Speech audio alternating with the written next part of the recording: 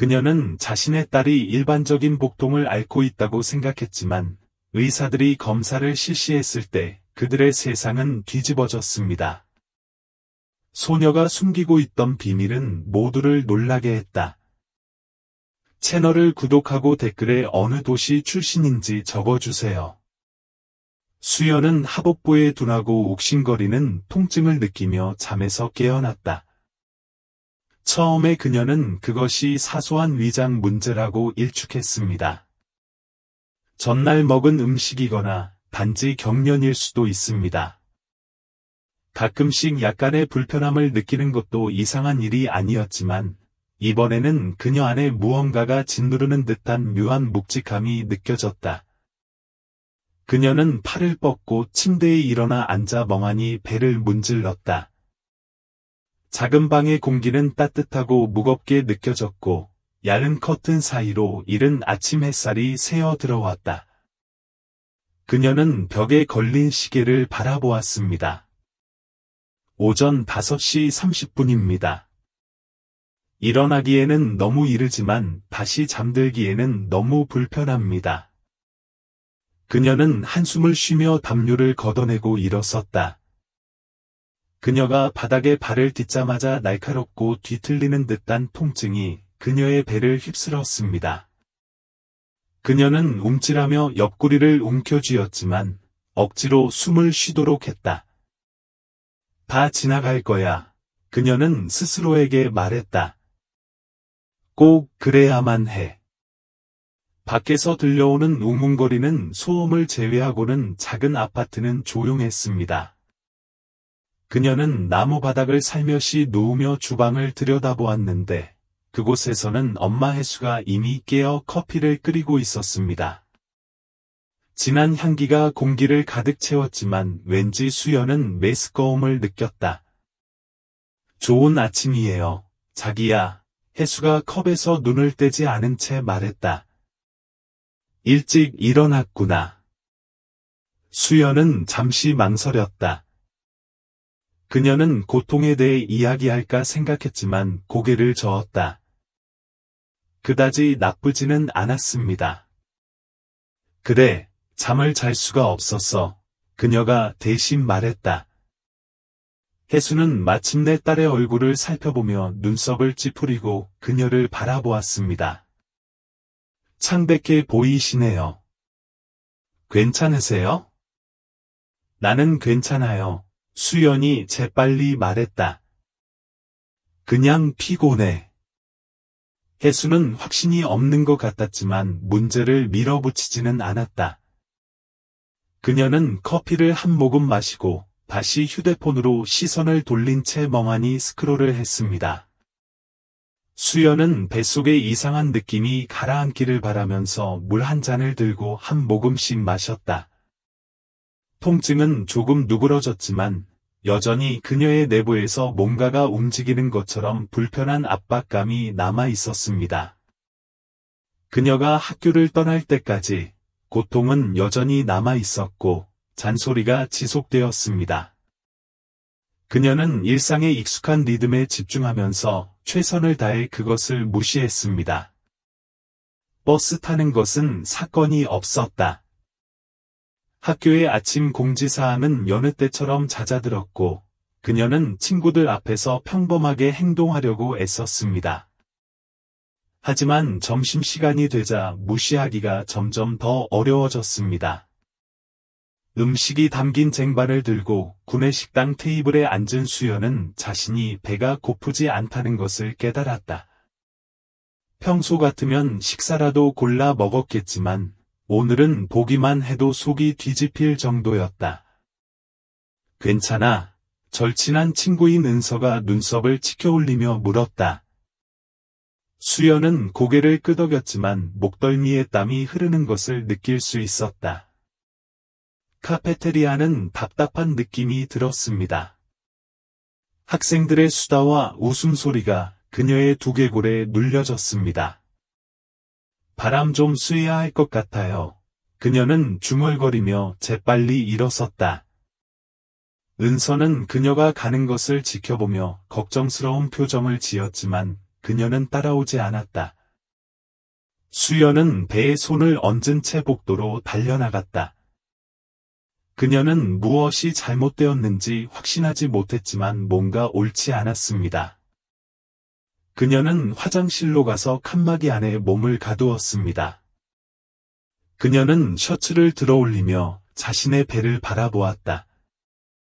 약간 부풀어 오르는 모습이 달라 보였습니다. 그녀의 숨이 막혔다. 어쩌면 그냥 팽만감이었을 수도 있습니다. 어쩌면 아무것도 아니었을 수도 있습니다. 그녀는 손가락으로 하복부를 눌렀습니다. 그 순간 날카로운 통증이 그녀의 몸을 꿰뚫고 그녀를 헐떡거렸다. 이것은 정상이 아니었습니다. 학교가 끝날 무렵 수연은 지쳐 있었다. 통증은 사라지지 않았고 이제는 걷는 것조차 갑자기 몸이 무거워진 것처럼 이상하게 느껴졌다. 집으로 가는 버스 안은 흐릿했고 마침내 아파트에 들어서자 혜수는 즉시 뭔가 이상하다는 것을 알아차렸습니다. 수연아, 무슨 일이야? 수연은 그녀를 스치듯 지나치려고 했지만 엄마가 그녀의 손목을 붙잡았다. 말해봐. 수연은 망설였다. 그녀는 어머니를 걱정하고 싶지 않았지만 겁이 나기 시작했습니다. 배가 아프다고 그녀는 조용히 인정했다.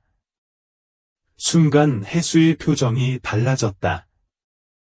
그녀는 딸의 이마에 손을 얹었습니다. 열이 없어요. 어떤 통증이 있나요? 마치. 수연은 적절한 말을 찾기 위해 애썼다. 뭔가 내 안을 압박하는 것 같아요.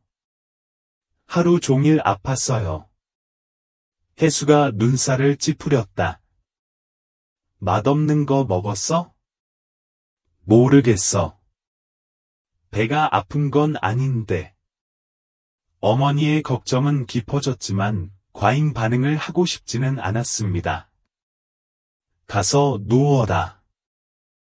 차 가져올게. 수연은 드디어 쉬게 되어 안도하며 고개를 끄덕였다. 그녀는 침대에 몸을 웅크리고 편안한 자세를 찾으려고 노력했지만 아무 소용이 없었습니다. 통증은 더욱 악화되어 더 깊고 날카로운 것으로 변했습니다. 그녀는 주먹을 꽉 쥐고 불편함에 숨을 크게 쉬었다. 몇 시간이 지나고 밤이 찾아왔습니다. 아파트는 조용했고 냉장고의 부드러운 윙윙거리는 소리만 들렸습니다. 태미는 침대에서 움직이지 않았습니다. 그녀는 너무 약했고 너무 지쳤습니다. 땀으로 이마가 젖었고 숨이 얕게 헐떡거렸다. 그런 다음 통증이 심해졌습니다. 갑자기 참을 수 없는 경련이 그녀의 배를 찢고 울부짖게 만들었습니다. 그녀 안에 무언가가 비틀리고 당기고 한계를 넘어 늘어나는 것 같은 느낌이 들었습니다. 그녀의 시야는 흐려졌고 처음으로 진정한 공포가 그녀를 덮쳤습니다. 엄마 혜수는 괴로움에 몸을 웅크리고 있는 딸의 모습에 심장이 멎을 듯 달려왔다. 태미, 무슨 일이에요? 태미의 손가락이 침대 시트를 파고들어 몸 전체가 흔들렸다. 너무 아파요. 태미가 헐떡거렸다. 혜수는 축축한 땀을 느끼며 딸의 얼굴을 만졌다. 태미의 입술은 떨리고 호흡은 거칠어졌다. 그러다가 그녀는 그것을 보았습니다. 딸의 배가 약간 둥글게 된 것, 이전에는 없었던 것이었습니다. 그녀의 마음이 꽉 쥐어졌습니다. 이것은 보통의 배가 아픈 것이 아니었습니다. 우리 지금 병원에 가요. 태미는 단어를 거의 등록할 수 없었습니다. 그녀가 아는 것은 고통이 참을 수 없을 만큼 심했고 몸이 지쳐가고 있다는 사실뿐이었습니다. 그리고 생애 처음으로 그녀는 정말 완전히 겁에 질렸습니다. 혜수는 911에 전화를 걸자 손이 떨렸다. 뭔가 아주 잘못된 일이 있었고 그녀는 그것을 고치는 방법을 몰랐습니다. 그녀가 아는 것은 너무 늦기 전에 딸의 도움을 받아야 한다는 것뿐이었습니다. 구급차는 사이렌을 울리며 어두운 밤의 적막을 가르며 어두운 거리를 질주했습니다. 혜수는 딸을 안심시키려 했으며 손가락을 떨며 태미의 손을 꽉 잡았지만 태미는 거의 의식을 잃었다. 그녀의 머리는 약간 옆으로 굴러갔고 숨은 얕고 힘들게 헐떡거렸다.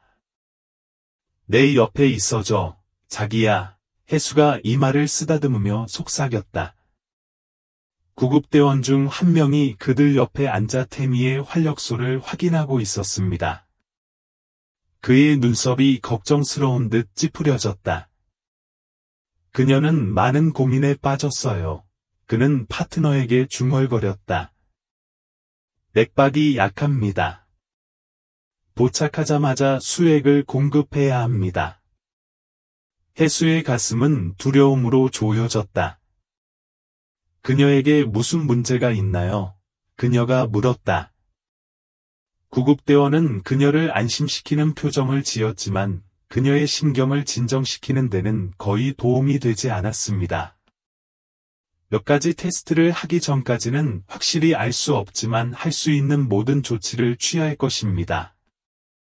혜수는 딸의 창백한 얼굴을 바라보며 멍하니 고개를 끄덕였다.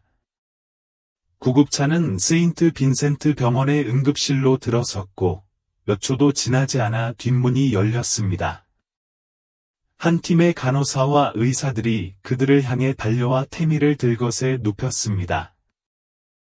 혜수가 뒤를 따라가려고 애쓰지만 간호사가 부드럽게 그녀를 붙잡았다.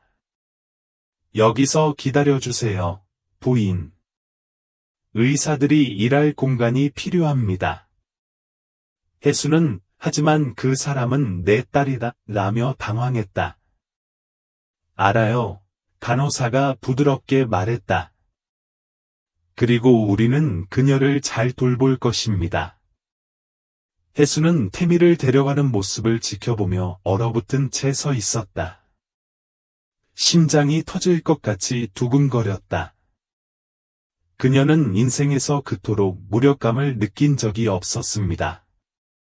응급실은 분주하게 움직이고 있었습니다. 간호사들은 태미를 모니터에 연결하고 살을 삽입한 후 혈압을 확인했습니다. 차분하고 권위적인 존재감을 지닌 노련한 의사 이누가 빠르게 상황을 판단하며 병실에 들어섰다. 간호사는 그녀는 빈맥이 있다 고 보고했다. BP가 하락하고 있습니다. 이누는 이미 가능한 진단들을 짜 맞춰가며 고개를 끄덕였다. 전열 패널 검사를 받고 복부 초음파 검사를 해보자. 이누가 태미의 하복부를 가볍게 누르는 동안 기술자가 초음파 기계를 돌렸다. 소녀는 약해진 상태에서도 움찔했고 입술에서 작은 신음소리가 흘러나왔다. 이누는 지극히 부드러움이라고 칭찬했다. 내부 출혈 가능성이 있습니다. 빨리 검사 결과가 필요합니다. 혜수는 대기실에 앉아 관절이 하얗게 질릴 정도로 의자 모서리를 꽉 잡았다. 몇 분이 몇 시간처럼 느껴졌습니다. 그녀는 벽에 걸린 시계를 바라보며 시계가 더 빨리 움직이기를 원했습니다. 문이 열리며 이누가 들어왔다. 흰 코트 주머니에 손을 넣은 그의 표정은 읽을 수 없었다. 혜수가 벌떡 일어났다. 박사님, 괜찮다고 말씀해주세요. 이누는 말을 신중하게 고르는 듯 머뭇거렸다. 당신의 딸은 현재 안정되어 있습니다. 하지만 우리는 논의해야 할 발견을 했습니다. 라고 그는 말했습니다. 혜수의 속이 뒤틀렸다. 이게 뭐죠? 그녀가 물었다.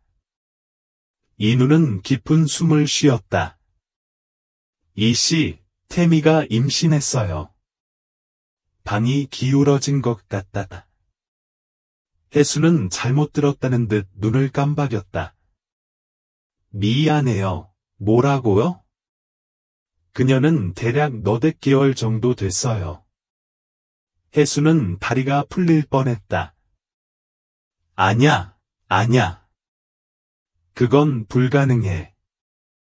그 애는 어린애일 뿐이야. 인우는 그에게 동정적인 표정을 지었다. 이것이 충격적이라는 것을 이해하지만 테스트 결과 확인되었습니다. 그녀가 겪고 있는 고통은 임신으로 인한 합병증 때문일 가능성이 높습니다. 혜수의 숨이 짧고 거칠게 터졌다. 하지만 그녀는 아무 말도 하지 않았어요. 어떤 징후도 보이지 않았죠. 그녀 자신은 그것을 깨닫지 못했을 수도 있습니다. 의사가 부드럽게 말했다. 그 나이대에는 어린 소녀들이 이를 인지하지 못하는 경우가 많습니다. 특히 겁이 난다면 더욱 그렇습니다. 혜수는 손으로 입을 가리고 고개를 절레절레 흔들었다. 그녀의 마음은 수많은 생각으로 가득 차 있었지만 그중 어느 것도 이해가 되지 않았습니다. 태미는 임신 중이었습니다. 태미는 임신 중이었는데 그건 누군가 배를 뒤흔들었습니다. 누군가가 그녀의 아기에게 이런 짓을 했습니다. 태미는 병원 침대에서 강렬한 형광등 불빛에 눈을 깜박이며 깨어났습니다. 몸이 약해지고 팔다리가 무거워졌습니다. 그녀는 고개를 살짝 돌렸고 울어서 눈이 부어올라 옆에 앉아있는 어머니를 보았습니다. 엄마, 그녀가 속삭였다. 혜수는 딸의 손을 꼭 잡고 몸을 꼿꼿이 세웠다. 나 여기 있어, 자기야. 태미는 정신이 몽롱해진 채 눈살을 찌푸렸다. 무슨 일이에요? 혜수는 적당한 말을 찾기 위해 고민하며 머뭇거렸다. 당신은 많이 고통스러웠습니다. 의사들이 무언가를 발견했습니다. 태미의 눈썹이 찌푸려졌다. 그들이 무엇을 찾았나요? 혜수는 가쁜 숨을 들이쉬었다. 태미, 너 임신했구나. 그 말은 두껍고 숨이 막힐 정도로 공중에 떠 있었다. 태미의 입술이 벌어졌지만 아무 소리도 나오지 않았다. 그녀의 몸 전체가 경직되었습니다. 아니요. 그녀는 마침내 고개를 저으며 속삭였다. 그건 사실이 아니야. 혜수가 손을 꼭 잡았다. 자기야, 의사들이 검사를 했어.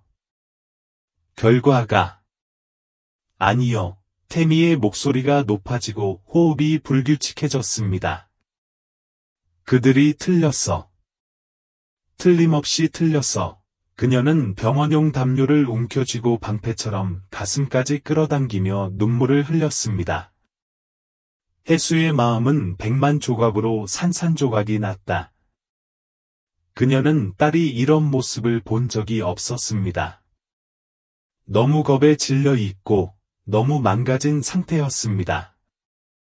태미, 나에게 진실을 말해주세요. 누가 당신에게 이런 짓을 했죠? 태미는 눈을 꼭 감았다. 모르겠어요. 그녀는 중얼거렸다. 태미, 제발요. 그녀의 엄마가 애원했다. 모르겠어요. 태미는 온몸을 떨면서 비명을 질렀습니다. 모르겠어요. 엄마, 맹세해요. 혜수는 흐느끼며 딸에게 손을 뻗었지만 태미는 움찔했다. 문을 두드리는 소리가 그 순간을 방해했습니다. 인우는 무덤덤한 표정으로 안으로 들어섰다. 이씨, 당국을 개입시켜야 합니다. 혜수는 얼굴을 닦으며 천천히 고개를 끄덕였다. 이해합니다. 태미는 웅얼거리며 몸을 웅크렸다. 인우는 그런 그녀에게 온화한 눈빛을 보냈다. 태미, 이게 무서운 일인 건 알아요. 하지만 혼자서 이 일을 겪을 필요는 없어요. 그녀는 응답하지 않았습니다. 해수는 절망을 대신해 결단을 다해 딸에게 돌아섰다. 다시는 누구도 당신을 해치지 않을 거예요. 그녀가 약속했다. 이런 일을 한 사람은 대가를 치르게 될 것입니다. 밖에서는 바람이 울부짖으며 병원 창문을 덜그럭거렸다. 어딘가에는 여전히 몬스터들이 자유롭게 돌아다니고 있었습니다. 그러나 오랫동안은 아닙니다. 태미는 병원 침대에 꼼짝도 하지 않은 채 천장을 바라보고 있었다. 모니터에서 계속해서 울리는 삐 소리가 방 안에 있는 유일한 소리였지만 귀가 먹먹할 정도로 느껴졌습니다. 그녀의 어머니는 말없이 지쳐 옆에 앉아 있었습니다. 의사의 말의 무게는 여전히 짙은 안개처럼 공중에 달라붙어 있었다. 임신한 그 한마디가 그녀의 세상을 뒤집어 놓았습니다. 그녀는 그것을 무시하면 그것이 사실이 아니게 되고 깨어나면 모든 것이 다시 정상이 되기를 계속 바랐습니다. 하지만 속으로는 그녀가 더 잘 알고 있었습니다. 다시는 정상적인 일이 없을 것입니다. 해수는 깨어난 이후로 한 번도 곁을 떠나지 않았다. 그녀는 질문을 하려고 노력했고 태미에게 말을 하게 하려고 노력했지만 그녀가 누를 때마다 태미는 입을 다물었습니다. 진실은 돌처럼 그녀의 뱃속에 자리 잡고 있어서 움직일 수 없을 정도로 무거웠습니다. 그녀의 어머니는 그럴 자격이 없었습니다.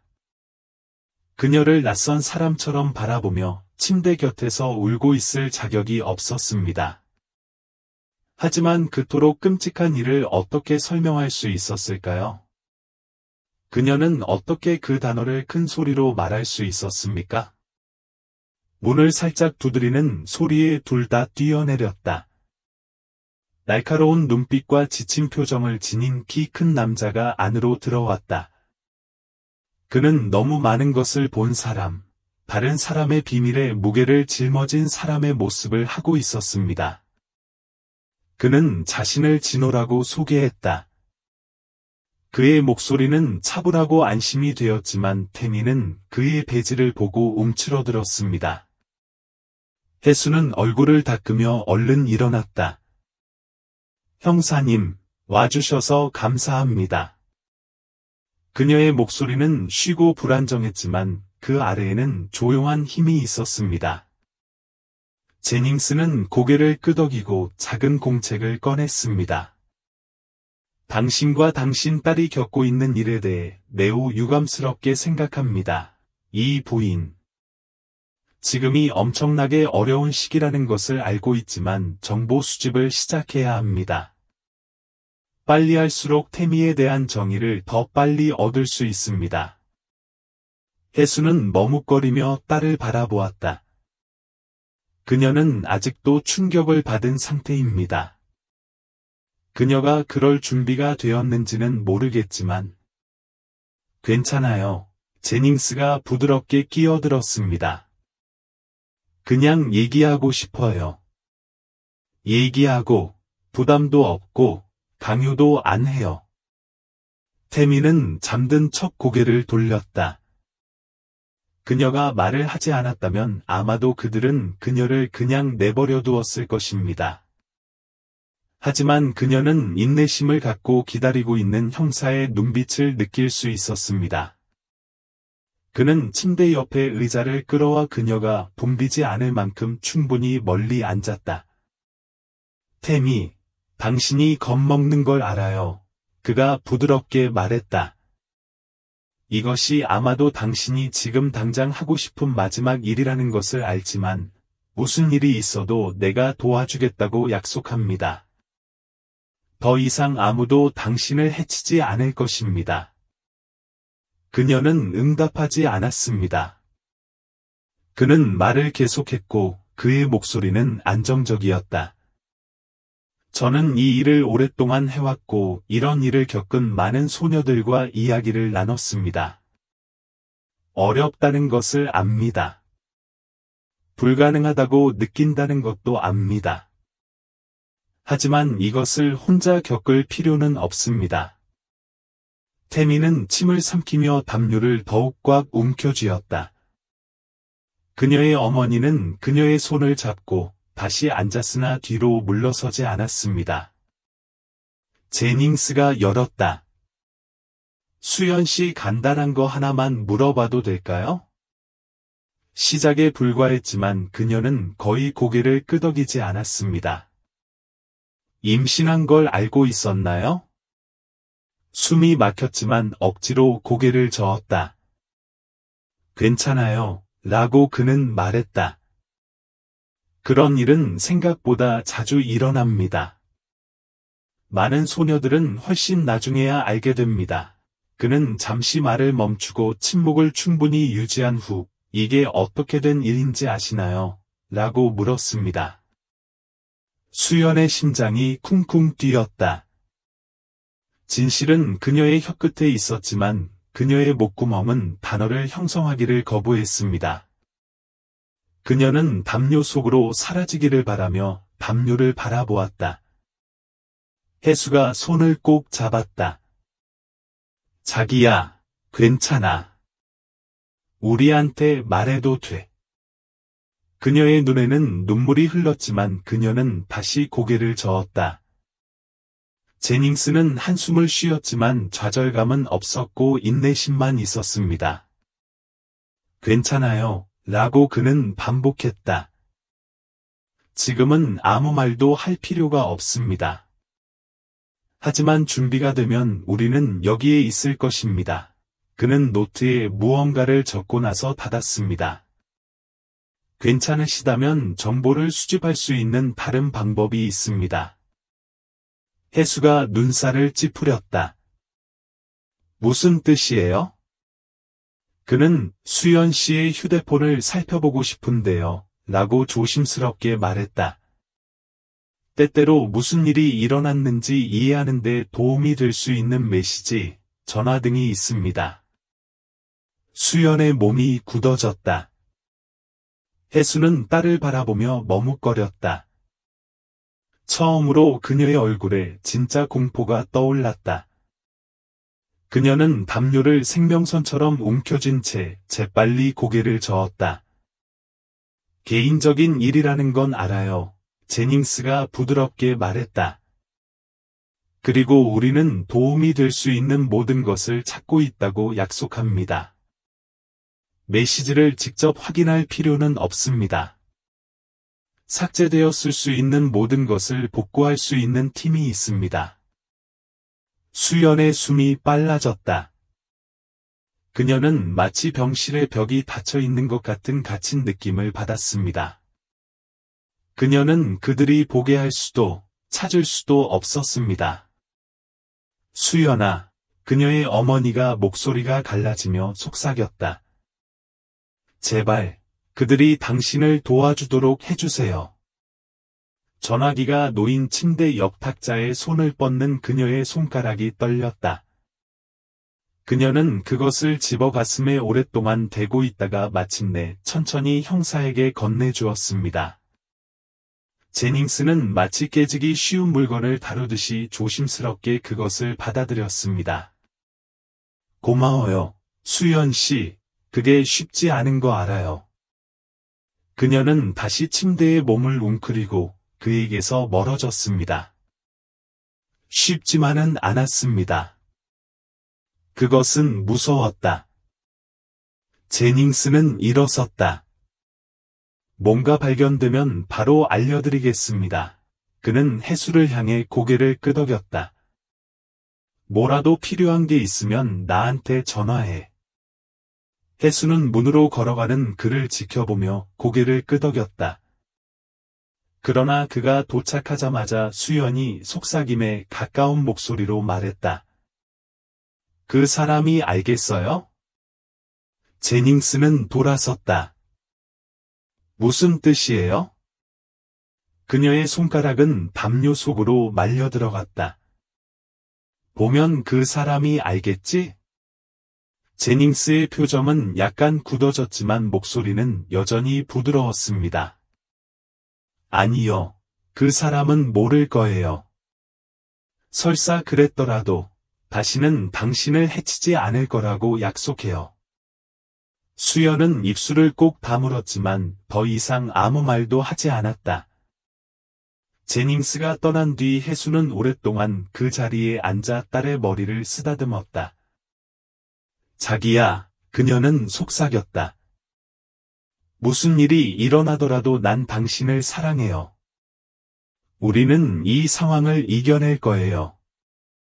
하지만 수연은 벽만 바라보며 말없이 눈물을 흘리고 있었다. 병원 밖에는 바람이 거세어 창문이 덜컥거렸다. 폭풍이 몰아치는 것 같았고 수연은 마음속으로는 최악의 상황이 아직 오지 않았다는 것을 알고 있었습니다. 민규는 소파에 앉아 팔걸이에 손가락을 두드리며 벽에 걸린 시계를 바라보았다. 자정이 넘었는데도 해수는 아직도 집에 돌아오지 않았다. 한 번은 수영과 함께 병원에 있다고 전화를 했는데 뭔가 목소리가 너무 긴장되고 너무 떨리는 것 같았다. 문제가 발생했습니다. 그는 맥주를 한 모금 더 마시고는 필요 이상으로 3개 병을 내려놓았다. 그의 마음은 경주하고 있었다.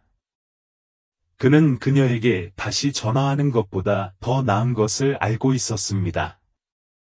질문이 너무 많으면 의심스러워 보일 것입니다.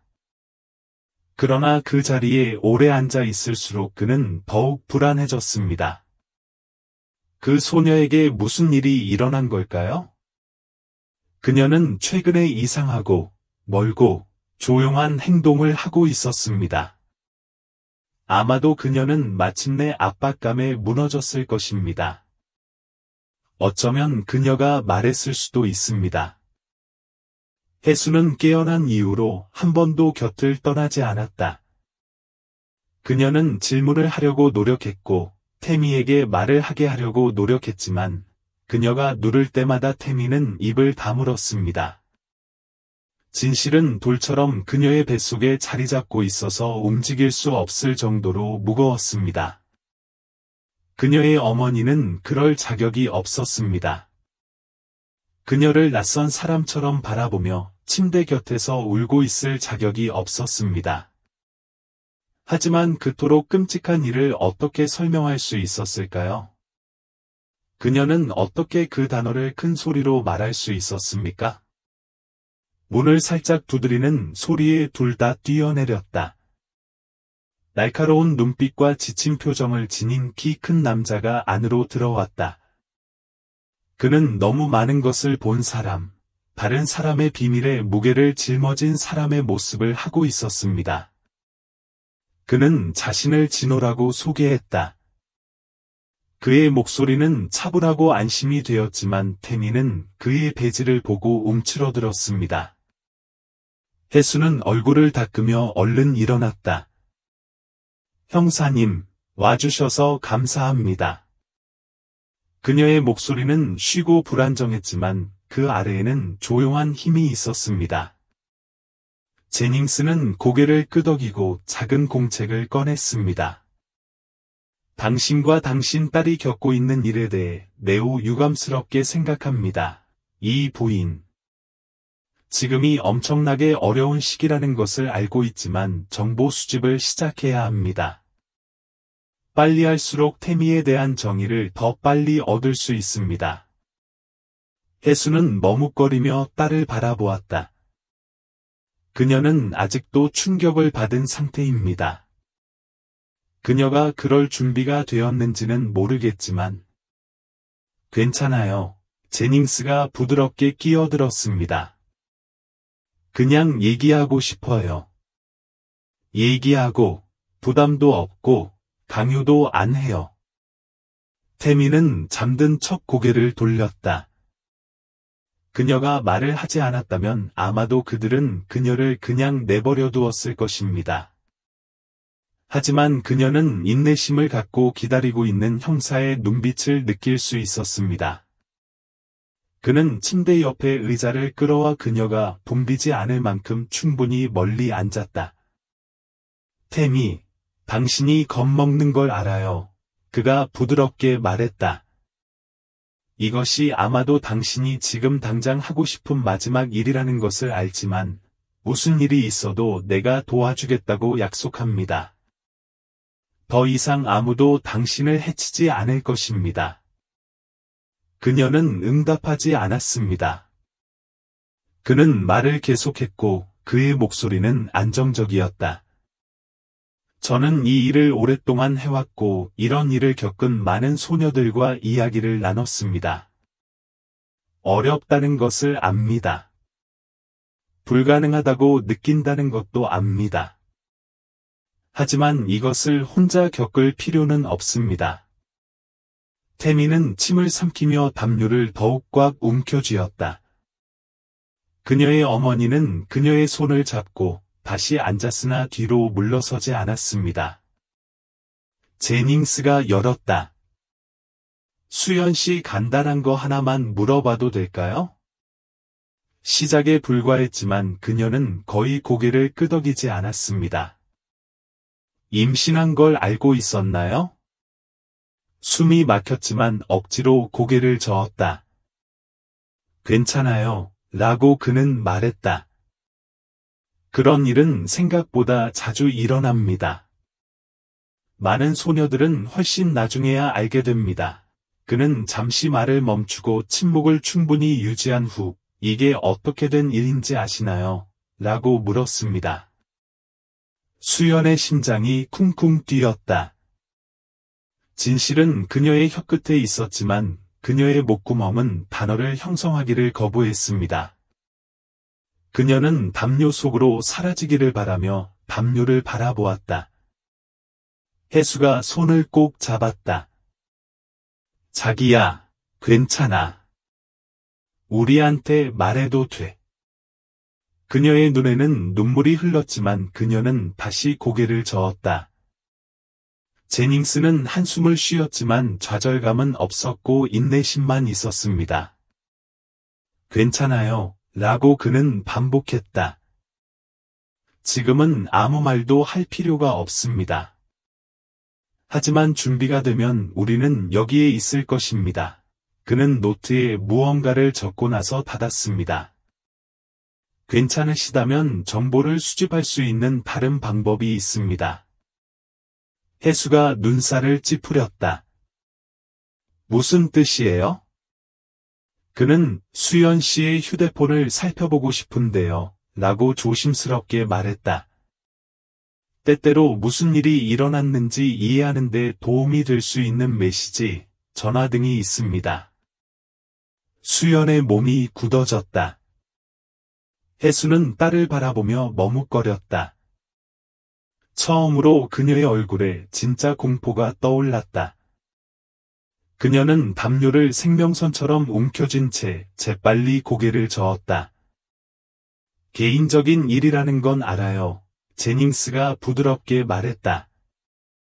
그리고 우리는 도움이 될 수 있는 모든 것을 찾고 있다고 약속합니다.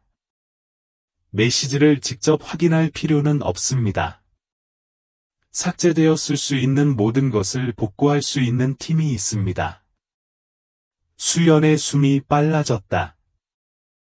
그녀는 마치 병실의 벽이 닫혀 있는 것 같은 갇힌 느낌을 받았습니다. 그녀는 그들이 보게 할 수도, 찾을 수도 없었습니다. 수연아, 그녀의 어머니가 목소리가 갈라지며 속삭였다. 제발, 그들이 당신을 도와주도록 해주세요. 전화기가 놓인 침대 옆 탁자에 손을 뻗는 그녀의 손가락이 떨렸다. 그녀는 그것을 집어 가슴에 오랫동안 대고 있다가 마침내 천천히 형사에게 건네주었습니다. 제닝스는 마치 깨지기 쉬운 물건을 다루듯이 조심스럽게 그것을 받아들였습니다. 고마워요, 수연 씨. 그게 쉽지 않은 거 알아요. 그녀는 다시 침대에 몸을 웅크리고 그에게서 멀어졌습니다. 쉽지만은 않았습니다. 그것은 무서웠다. 제닝스는 일어섰다. 뭔가 발견되면 바로 알려드리겠습니다. 그는 해수를 향해 고개를 끄덕였다. 뭐라도 필요한 게 있으면 나한테 전화해. 해수는 문으로 걸어가는 그를 지켜보며 고개를 끄덕였다. 그러나 그가 도착하자마자 수연이 속삭임에 가까운 목소리로 말했다. 그 사람이 알겠어요? 제닝스는 돌아섰다.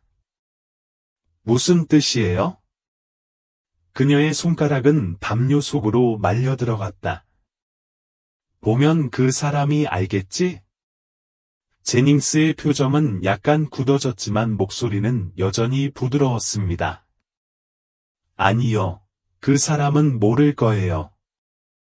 설사 그랬더라도 다시는 당신을 해치지 않을 거라고 약속해요.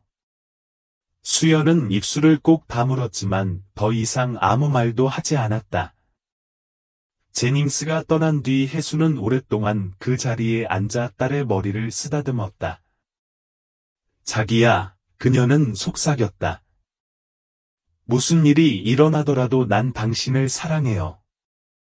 우리는 이 상황을 이겨낼 거예요. 하지만 수연은 벽만 바라보며 말없이 눈물을 흘리고 있었다. 병원 밖에는 바람이 거세어 창문이 덜컥거렸다. 폭풍이 몰아치는 것 같았고 수연은 마음속으로는 최악의 상황이 아직 오지 않았다는 것을 알고 있었습니다. 민규는 소파에 앉아 팔걸이에 손가락을 두드리며 벽에 걸린 시계를 바라보았다. 자정이 넘었는데도 해수는 아직도 집에 돌아오지 않았다. 한 번은 수연과 함께 병원에 있다고 전화를 했는데 뭔가 목소리가 너무 긴장되고 너무 떨리는 것 같았다. 문제가 발생했습니다. 그는 맥주를 한 모금 더 마시고는 필요 이상으로 3개 병을 내려놓았다. 그의 마음은 경주하고 있었다. 그는 그녀에게 다시 전화하는 것보다 더 나은 것을 알고 있었습니다. 질문이 너무 많으면 의심스러워 보일 것입니다. 그러나 그 자리에 오래 앉아 있을수록 그는 더욱 불안해졌습니다. 그 소녀에게 무슨 일이 일어난 걸까요? 그녀는 최근에 이상하고 멀고 조용한 행동을 하고 있었습니다. 아마도 그녀는 마침내 압박감에 무너졌을 것입니다. 어쩌면 그녀가 말했을 수도 있습니다. 인우는 앞으로도 의료와 상담 서비스를 제공할 예정이라고 말했다. 하지만 우리가 논의해야 할 다른 문제가 있습니다. 태미는 그의 말투 변화에 몸이 굳어졌다. 해수는 정신을 차렸다. 이게 뭐죠? 인우는 클립보드를 손가락으로 꽉 쥐며 숨을 내쉬었다. 임신 상황을 고려해 볼 때 선택 사항을 고려해야 합니다. 태미는 아직 매우 어리고 그 나이에 임신을 하는 것은 위험합니다. 그녀가 아기를 키우고 싶은지, 입양할 것인지, 아니면 태미는 갑자기 일어섰다. 숨이 짧고 얕게 터졌다. 아니요. 그녀는 머리를 3개 흔들며 속삭였다. 안 돼, 안 돼, 안 돼. 딸의 목소리에 담긴 엄청난 패닉의 해수는 가슴이 뭉클했다. 그녀는 그녀에게 손을 뻗었지만 태미는 움츠러들었습니다. 인우는 차분한 목소리를 유지했다. 태미, 지금은 아무것도 결정할 필요가 없습니다. 하지만 선택의 여지가 있다는 점을 알려드리고 싶습니다. 나는 그것에 대해 말하고 싶지 않아요. 태미가 거칠게 말했다. 온몸이 떨리고 손가락 마디가 하얗게 질릴 정도로 시트를 꽉 쥐고 있는 그녀의 손. 해수는 의사에게 애원하는 표정을 지었다. 그는 더 이상 밀어붙이면 더 많은 해를 끼칠 뿐이라는 것을 이해하면서 고개를 끄덕였습니다. 그는 클립보드를 조심스럽게 내려놓았다. 시간을 드리겠습니다. 태미는 담요를 머리 위로 끌어당겨 세상을 차단했습니다. 해수는 가슴에 짓눌리는 무력감이 자리 잡는 것을 느꼈다. 그녀는 이전에도 항상 딸을 위로할 수 있었고, 항상 문제를 해결할 수 있었습니다. 하지만 이건 그녀를 넘어서는 일이었어. 의사는 그녀에게 동정적인 눈길을 보냈다. 내일 심리학자를 불러서 그녀와 이야기를 나눌 것입니다. 당신도 좀 쉬세요, 이 선생님. 해수는 고개를 끄덕였지만 안식은 오지 않을 것임을 알고 있었다.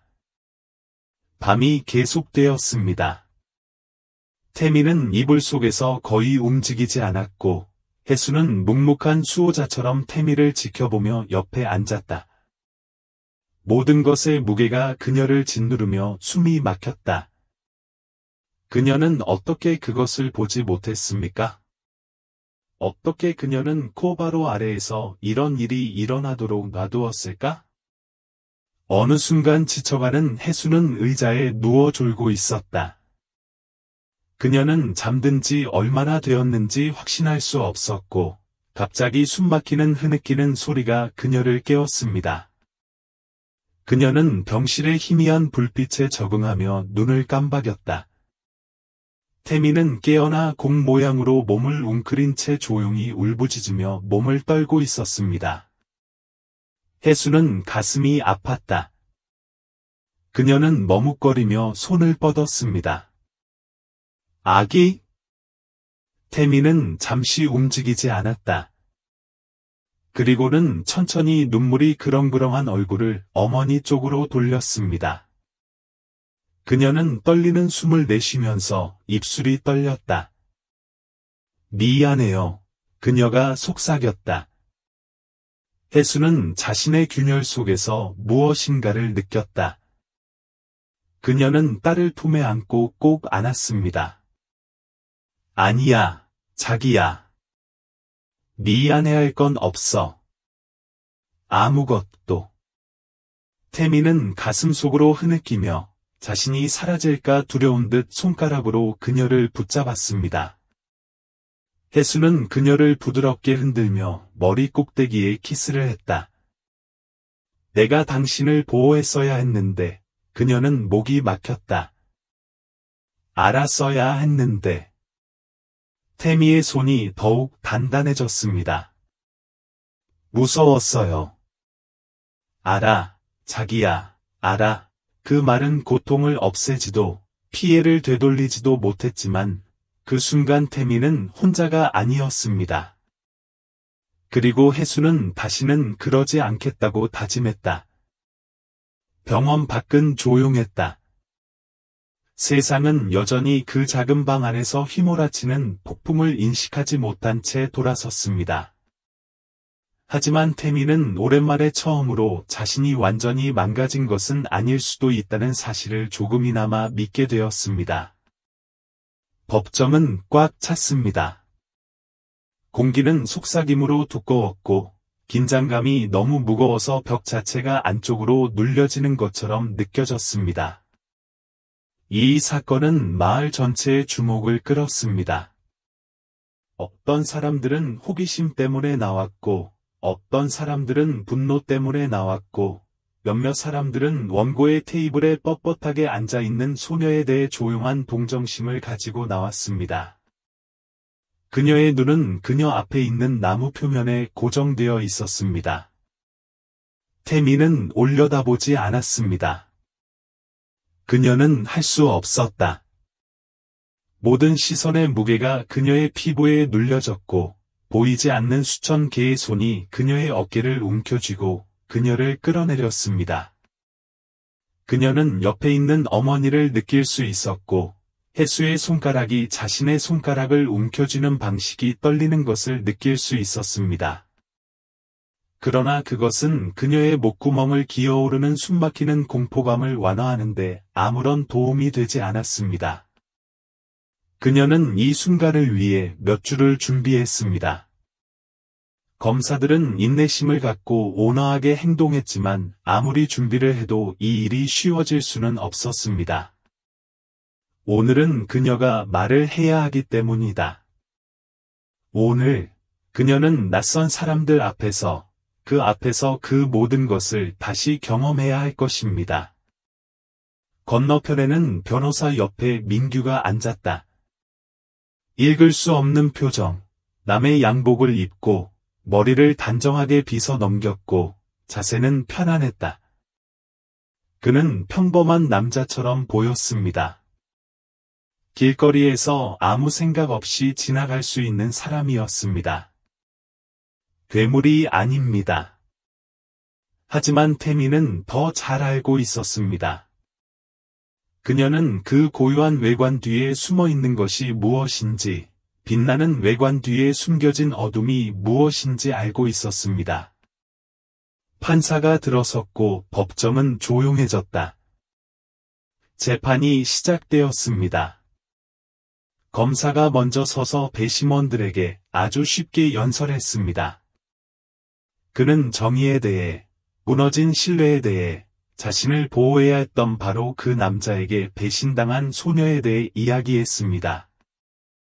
그는 DNA 결과, 복구된 메시지, 의료 보고서 등 증거를 신중하게 정리했습니다. 모든 단어가 돌을 치는 망치처럼 느껴졌고, 거짓을 깨뜨렸습니다. 민규가 치밀하게 구축한 이미지가 수비에 나섰다. 민규의 변호사는 매끄럽고 세련됐다. 그는 다른 그림을 그렸습니다. 그는 의심과 불일치, 어린이의 기억이 어떻게 신뢰할 수 없는지에 대해 말했습니다. 그는 수연이 뭔가를 잘못 해석했을 수도 있고, 실수가 있었을 수도 있다고 암시했다. 그는 비난 시기와 조작 가능성에 대해 의문을 제기했다. 그는 배심원들의 마음에 불확실성의 씨앗을 심기 위해 최선을 다했습니다. 그 말을 하는 수연의 배가 뒤틀리고 목에 담즙이 차올랐다. 그러다가 그 순간이 왔습니다. 수연 씨, 입장해 주세요. 그녀가 서 있을 때 그녀의 다리는 납처럼 느껴졌습니다. 증인석으로 향하는 길은 끝없는 공허처럼 그녀 앞에 펼쳐져 있었고, 한 걸음 한 걸음이 이전보다 더 무거워졌습니다. 그녀가 앉았을 때 의자가 너무 크고 너무 노출된 느낌이었습니다.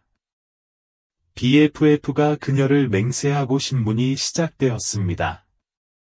검찰은 친절했다. 그는 그녀에게 그녀의 어린 시절에 대해, 민규가 그들의 삶에 들어왔을 때 상황이 어떻게 변했는지 물었습니다. 그는 그녀가 무대를 준비하고 자신의 속도에 맞춰 말하도록 놔두었습니다. 그런 다음 그는 조심스럽게 그녀를 더 어려운 질문으로 이끌었습니다. 그녀가 대답할 때 수연의 목소리는 속삭임에 가까울 정도로 낮았다. 그녀는 짧은 문장으로 말했는데, 문장 하나하나가 목에 긁히는 듯한 느낌을 주었다. 그녀는 그가 그녀를 처음 만졌을 때의 위협과 두려움에 대해 말했습니다. 그녀는 메시지를 보관하기가 너무 두려워 삭제한 메시지에 대해 그들에게 말했습니다. 그녀는 너무 무서워 움직이지 못하고 문 밖에서 그의 발소리를 기다리며 깨어있던 밤에 대해 이야기했습니다. 그녀는 그들에게 모든 것을 말했습니다. 그녀가 말을 마쳤을 때 방은 조용했다. 그런 다음 반대 신문이 나왔습니다. 민규의 변호사는 예의 바르고 친절했지만 그의 말은 표면적으로는 날카로웠다. 그는 그녀의 기억에 의문을 제기했고, 그녀가 확신하는지, 어쩌면 그녀가 세부 사항을 잘못 기억했는지 물었습니다. 그는 그녀의 이야기가 압박감에 따라 바뀌는 것처럼 보이는 불일치, 순간을 지적했습니다. 그는 그녀가 왜 더 일찍 나오지 않았는지, 그토록 끔찍한 일이었는데도 왜 침묵을 지켰는지 물었습니다. 수연은 테이블 밑에서 주먹을 꽉 쥐고 손톱이 손바닥을 파고들었다. 그녀는 몇몇 배심원들이 자리를 옮기는 방식을 통해 의심이 슬금슬금 다가오는 것을 느낄 수 있었습니다. 그러다가 민규를 쳐다보는 실수를 범했다. 그는 차분한 얼굴로 그녀를 바라보고 있었고, 눈빛은 안정되어 있었고, 애원도 화도 내지 않았습니다. 단지 지켜보고 있었습니다. 그 순간, 그녀 내부에 무언가가 찰칵 소리를 냈습니다. 그녀는 더 똑바로 앉았다. 다음 질문에 대답할 때 그녀의 목소리는 더욱 강해졌다. 그녀는 흔들리지 않았습니다. 그녀는 넘어지지 않았습니다.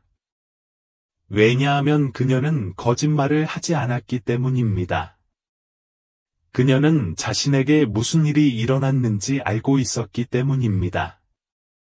왜냐하면 그는 이길 수 없었기 때문입니다. 반대 신문이 끝나자 그녀는 고개를 더 높이 들고 자리로 돌아갔다. 혜수는 손을 꼭 잡고 정말 자랑스러워요 라고 조용히 속삭였다. 재판은 계속됐다. 증인들이 말하고 전문가들이 증언하고 배심원들이 귀를 기울였습니다. 시간은 날로 바뀌었고 각 날은 지난 날보다 길어졌습니다. 그리고 마침내 판결의 시간이 다가왔습니다. 벽시계의 똑딱거리는 소리가 수연에게 들릴 정도로 법정은 조용했다. 배심원들은 얼굴을 읽을 수 없는 채 다시 입장했습니다. 감독이 서 있었다. 국가대 민규 사건에서 미성년자 성폭행 혐의로 피고인을 유죄로 판단합니다. 수연은 자신도 모르게 참았던 숨이 뿜어져 나왔다. 민규는 처음에는 반응하지 않았다. 그는 가만히 앉아 있었고 그의 변호사는 그의 귀에 뭔가를 속삭였습니다. 그러다가 천천히 그의 손가락이 주먹으로 휘어졌다. 그의 턱이 굳어졌다. 판사는 30년, 가석방 불가라는 선고를 내렸습니다. 민규는 고개를 돌려 수연에게 시선을 돌렸다. 이번에는 거짓된 평온함도, 가식도 없었습니다. 분노밖에 없었습니다. 그러나 그것은 더 이상 그녀를 겁주지 않았습니다. 그녀는 턱을 들어 올렸다. 절친한 친구가 들어와서 그의 수갑을 고정하고 그를 끌고 나갔습니다. 그의 변호사는 논쟁을 시도했지만 그것은 중요하지 않았습니다. 재판은 끝났습니다. 끝났다. 수연은 자신을 감싸는 혜수의 팔을 느꼈고 몸에 닿는 엄마의 온기를 느꼈다. 그녀는 눈을 감고 안도감을 느꼈고 어쩌면 모든 것이 괜찮을지도 모른다는 사실을 오랜만에 처음으로 믿게 되었습니다. 그들이 법정을 나오자 해가 떴다. 공기는 가벼워졌고 영원할 것만 같았던 수연은 처음으로 자유롭게 숨을 쉬었다. 재판이 끝난 다음 날 아침, 세상이 달라진 느낌이 들었습니다. 공기는 같았고 하늘은 변함없었지만 수연에게는 모든 것이 바뀌었다. 민규는 사라졌다.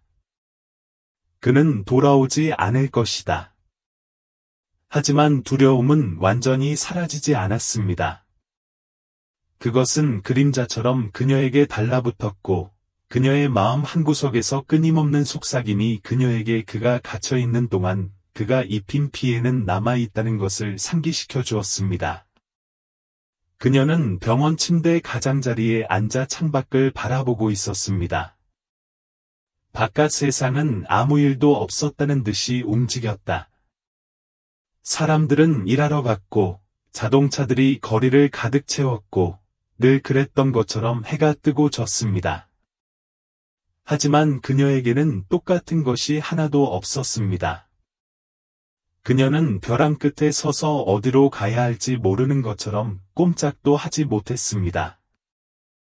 혜수는 짐을 싸고 있었다. 그녀는 방을 돌아다니며 옷을 개고 서류를 모으며 남은 것이 없는지 확인했습니다. 그들은 오늘 떠나고 있었습니다. 새로운 도시, 새 아파트, 새로운 시작이었습니다.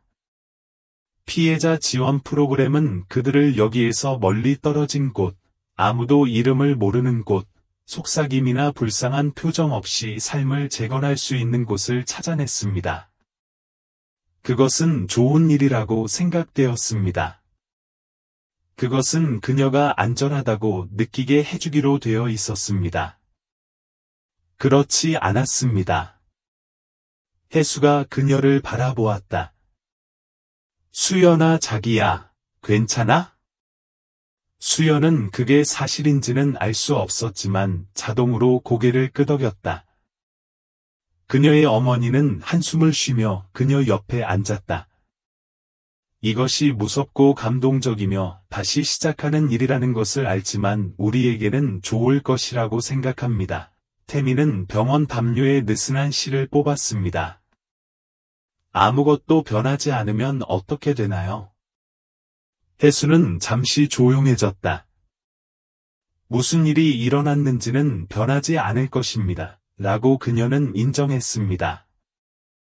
아무것도 할 수 없습니다. 하지만 그것은 우리에게 앞으로 나아갈 기회, 더 나은 것을 찾을 수 있는 기회를 줄 수 있습니다. 태미는 대답하지 않았다. 그녀는 그녀를 믿고 싶었고 정말로 그랬습니다.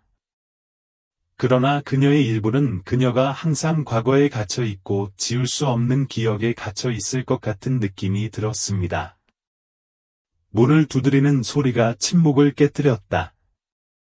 제닝스 형사가 작은 종이봉투를 들고 안으로 들어섰습니다. 피곤해 보였지만 마침내 괴물을 쫓아낸 사람처럼 안도한 표정이었다. 그는 오늘 떠난다고 들었다. 며 옅은 미소를 지었다. 혜수는 악수를 하며 일어섰다. 그래, 이제 때가 된 것 같아. 제닝즈는 고개를 끄덕인 다음 태미를 향해 돌아섰습니다. 가기 전에 뭐라도 주고 싶었는데. 그녀는 가방을 가져가려고 손을 뻗기 전에 잠시 망설였습니다. 안에는 꽃무늬 표지가 달린 공책이 들어 있었는데 페이지가 깨끗하고 손상되지 않았습니다. 그녀는 혼란스러워서 손가락으로 표지를 훑어보았습니다. 나는 당신 방에서 당신의 오래된 일기를 발견했습니다. 라고 제닝즈는 설명했습니다. 나는 아마도 당신이 새로운 것, 새로운 시작을 원할 것이라고 생각했습니다. 태미는 열심히 침을 삼켰다.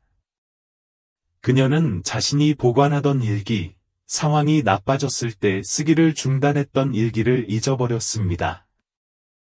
그녀는 다시 글을 쓰고 싶다고 생각한 적이 없습니다. 고맙습니다. 그녀는 수첩을 가슴에 대고 중얼거렸다. 제닝스는 그녀에게 고개를 끄덕였습니다. 당신은 내가 만난 가장 용감한 아이들 중 하나예요, 태미. 그 점을 절대 잊지 마세요. 그녀는 그를 믿고 싶었습니다. 어쩌면 언젠가는 그럴 수도 있을 것이다. 그가 떠난 후, 혜수는 마지막 짐을 모두 꾸렸다. 간호사들이 그녀의 퇴원 서류를 검토하기 위해 들어왔고, 곧 그들은 오후의 태양이 그들의 피부에 따뜻한 가운데 병원 밖에 서 있었습니다. 검은색 SUV가 연석에 주차되어 있었고, 운전자는 그들을 새 집으로 데려가려고 기다리고 있었습니다. 태미는 들어가기 전에 잠시 망설였습니다. 그녀는 마지막으로 병원을 살펴보기 위해 돌아섰습니다. 그녀가 기억하고 싶은 곳은 아니었지만 모든 것이 변해버린 곳, 진실을 마주할 수밖에 없었던 곳, 살아남은 곳이었다. 혜수가 어깨에 손을 얹었다. 준비가 된? 태미는 새 일기장을 꽉 움켜쥐고 심호흡을 했습니다. 아니요. 그녀는 인정했다. 하지만 어쨌든 갈 거예요. 혜수는 씁쓸하게 웃었다. 그만하면 충분해요. 그들이 차를 몰고 떠나는 동안 태미는 도시가 저 멀리 사라져가는 것을 지켜보았습니다. 그녀는 다음 장소에서 무엇이 그녀를 기다리고 있는지 알지 못했지만 오랜만에 처음으로 그녀는 어쩌면 기대할 가치가 있는 미래가 있을지도 모른다고 생각했습니다. 새 집으로 가는 길은 길고 조용했습니다. 태미는 창밖을 바라보며 나무들이 흐릿하게 지나가는 것을 바라보았습니다. 매 마일마다 그녀는 모든 일이 일어났던 장소로부터 더 멀어졌습니다. 앞으로 끝없이 뻗어 있는 길은 과거가 그녀 뒤에 있다는 것을 상기시키면서 동시에 미지의 존재에 대한 위압적인 상징이기도 했습니다. 그녀는 지금까지 알고 있던 모든 것을 떠나 낯설고 불확실한 곳으로 들어서고 있었습니다. 안도감이 들었어야 했지만 오히려 광활하고 알 수 없는 것의 가장자리에 서 있는 듯한 느낌이 들었습니다. 혜수는 옆에 앉아 가끔씩 힐끔힐끔 쳐다보았지만 대화를 강요하지는 않았다. 그녀는 태미에게 시간이 필요하다는 것을 알았습니다. 피해자 지원 프로그램에 소속된 여성 운전자는 정중했지만 조용했고 두 사람 모두 대화를 원하지 않는다는 점을 이해했습니다. 그 침묵이 어색하지는 않았지만 불편하지도 않았다. 그냥 그랬어요. 몇 마일을 지나가면서 태미는 제닝스 형사가 준 노트를 움켜쥐고 부드러운 표지 위로 손가락을 훑어보았습니다. 그녀는 아직 그것을 열지 않았습니다. 그녀는 자신이 준비가 되었는지 확신하지 못했습니다. 글쓰기는 한때 그녀의 생각을 이해하는 수단이자 위안이었지만 결국 종이에 단어를 쓴다는 생각이 부담스럽게 느껴졌습니다. 그녀는 뭐라고 말하겠습니까? 그녀가 겁을 먹었다고? 그녀는 더 이상 자신이 누구인지 몰랐다고? 민규는 사라졌지만 여전히 민규의 그림자 속에 갇혀 있는 것 같다고? 그들이 도착했을 때에는 이미 해가 수평선 아래로 지고 있었습니다. 새 아파트 단지는 작았지만 잘 관리되어 있었고 깔끔하게 손질된 덤불이 산책로를 따라 늘어서 있었습니다. 많은 것은 아니었지만 그것은 그들의 것이었고 다시 시작할 수 있는 기회였습니다. 운전기사는 짐을 내리는 것을 도와주었고 혜수에게 서류 뭉치를 건넨 뒤 조용히 행운을 빌며 떠났다. 태미는 입구에 서서 건물을 올려다보았다. 아직은 집처럼 느껴지지 않았습니다. 하지만 언젠가는 그럴 수도 있겠죠. 아파트 내부는 침실 2개, 작은 주방, 기증받은 것처럼 보이는 가구가 놓인 것일 등 단순했습니다. 마치 누군가가 환영받는 느낌을 주려고 노력한 것처럼 신선한 페인트 냄새와 희미한 꽃 냄새가 났습니다. 혜수는 가방을 내려놓고 천천히 숨을 내쉬며 두 손으로 얼굴을 비비었다. 글쎄요. 그녀는 억지로 작은 미소를 지으며 말했다. 지금은 우리입니다. 태미는 아무 말도 하지 않았지만 고개를 끄덕였습니다. 혜수는 손을 뻗어 가볍게 쥐었다. 우린 괜찮을 거야, 자기야. 태미는 그것을 믿고 싶었습니다.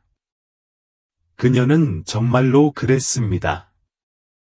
그날 밤, 그녀는 새 침대에 누워 낯선 천장을 바라보며 잠을 이루지 못했습니다. 아파트가 너무 조용했어요. 집? 아니요, 집이 아니라 그들이 떠난 곳입니다. 그녀는 삐걱거리는 파이프 소리, 멀리서 들려오는 자동차의 윙윙거리는 소리, 바람이 창문을 덜컥거리는 소리에 잠드는 법을 배웠습니다. 이곳에서는 모든 것이 고요하게 느껴졌습니다. 그것은 그녀를 불안하게 만들었다. 눈을 감을 때마다 법정에 선 민규의 얼굴이 보였다. 판결문이 읽힐 때 그의 표정이 굳어지던 모습이었다. 그녀는 머릿속에서 그의 목소리, 그가 했던 말들, 아무도 듣지 않을 때 그가 속삭였던 것들을 들었습니다.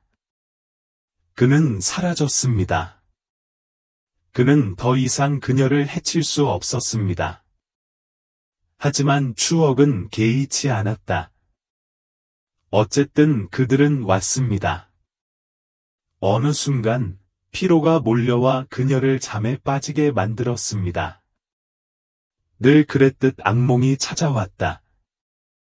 어두운 방, 잠긴 문, 갇힌 느낌, 감시당하는 느낌.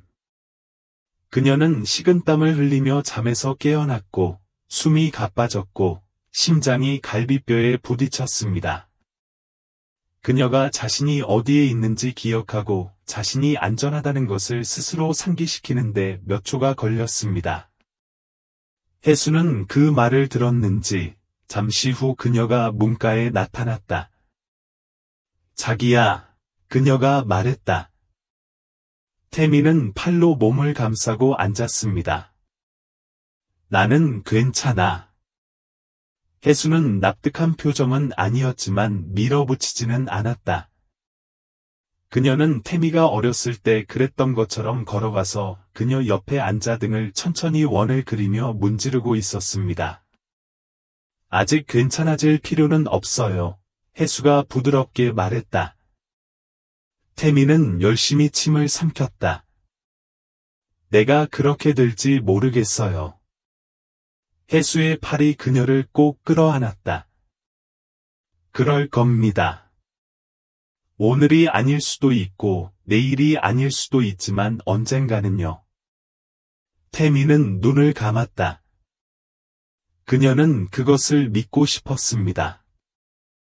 다음 며칠이 흐릿하게 지나갔습니다. 혜수는 그녀를 새 학교에 등록하고 서류를 작성하고 필요한 경우 자원을 확보할 수 있다는 사회복지사를 만났습니다. 태미는 해야 할 일이 있을 때 고개를 끄덕이면서 가능한 한 적은 단어로 질문에 답하는 등의 동작을 수행했습니다. 그녀는 주변 사람들과 시선을 마주치지 않고 고개를 숙였다. 그녀는 친구를 사귀는 데 관심이 없었고 왜 갑자기 조용하고 유령 같은 눈빛으로 새로운 마을에 나타났는지 설명하는 데 관심이 없었습니다. 악몽은 멈추지 않았다. 어느 날 밤, 그녀는 비명을 지르며 일어났습니다. 다른 날 밤에도 그녀는 숨을 헐떡이며 깨어났고 가슴은 공포로 꽉 조였습니다. 혜수는 아무 말도 하지 않았고 그들에 대해 이야기해달라고 요청한 적도 없었다.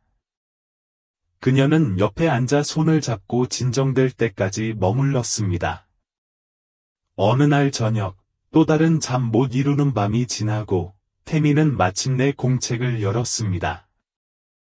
그녀는 펜을 집어들기 전에 오랫동안 첫 번째 빈 페이지를 응시했습니다. 말이 쉽게 나오지 않았지만 결국 그녀는 글을 쓰기 시작했습니다. 오늘은 자유의 첫날이다.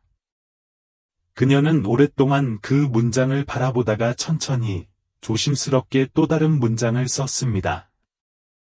아직 그게 무슨 뜻인지 잘 모르겠어요. 그녀는 새 아파트에 대해 모든 것이 여전히 낯설게 느껴지는 방식에 대해 썼습니다. 악몽에 대한 이야기, 사라지지 않는 두려움에 대한 이야기, 민규가 갇혀 있다는 걸 알면서도 계속 어깨 너머로 바라보는 모습에 대해 썼다. 그녀는 그가 더 이상 그녀를 통제할 수 없다는 것을 깨달은 순간에 대한 걱정에 대해 썼습니다. 그녀는 혜수에 대해, 그녀의 어머니가 두 사람 모두에게 강해지려고 얼마나 열심히 노력했는지에 대해 썼습니다. 그녀는 손이 아플 때까지, 페이지가 가득 찰 때까지 썼습니다. 그리고 그녀는 노트를 덮고 천천히 숨을 내쉬었다. 아직은 기분이 나아지지 않았습니다. 하지만 그녀는 뭔가를 느꼈습니다. 바로 희망이었습니다. 몇 주 후에 편지가 도착했습니다. 제닝스 형사가 보낸 전화였어요. 해수는 그것을 열기 전 망설이는 모습을 지켜보며 그녀에게 건네주었다. 태미, 난 그냥 확인하고 싶었어. 상황이 쉽지 않은 건 알지만 잘 적응하길 바래. 내가 얼마나 강한지 알아줬으면 좋겠어. 민규가 매력을 잃었다는 것도 알려주고 싶었어. 그 사람은 절대 나가지 않을 거야. 너는 자유야. 그냥 나한테 그 말을 듣고 싶었어. 몸조심해. 제닝스. 태미는 편지를 2번 읽은 후 깔끔하게 접어 따로 보관해 두었습니다. 무료, 낯선 단어가 그녀의 마음을 사로잡았습니다. 그녀는 아직 그것으로 무엇을 해야 할지 확신하지 못했지만 처음으로 알아보고 싶었습니다. 그날 저녁, 그녀는 상쾌한 공기를 마시며 밖으로 나갔습니다. 그녀는 해가 지평선 아래로 지면서 마을 위로 황금빛 빛을 발하는 것을 지켜보았습니다. 그녀는 과거에 대해, 그녀를 이곳으로 이끈 모든 것에 대해 생각했지만, 일단은 그것이 그렇게 무겁게 느껴지지 않았습니다. 밖으로 나온 해수는 옆에 섰다. 뭔가 생각하고 있어? 태미는 고개를 끄덕였다. 미래. 해수는 미소를 지으며 그녀를 부드럽게 쿡쿡 찔렀다. 이제 내 거야, 자기야. 태미는 자신 앞에 무한히 펼쳐져 있는 가능성을 바라보며 하늘을 올려다보았습니다. 그리고 처음으로 영원처럼 느껴졌던 그녀는 그것을 믿었습니다.